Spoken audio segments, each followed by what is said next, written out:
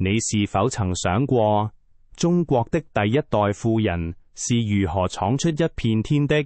今天我們要談論他們的故事，以及他們現在面臨的新挑戰。中國的第一代富人大多出生於資源稀缺、制度轉型的年代，他們習慣於拼搏與找機會，憑藉靈活與膽識迅速崛起。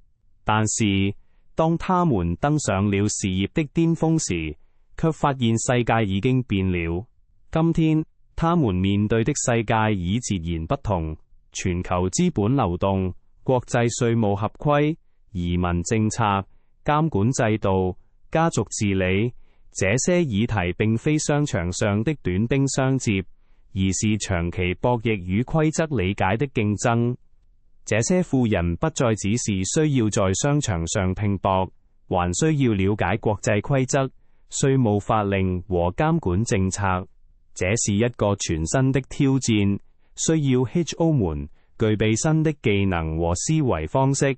如果你想了解更多關於中國第一代富人和他們的挑戰，請繼續關注我們的頻道，我們將會帶來更多有趣的內容。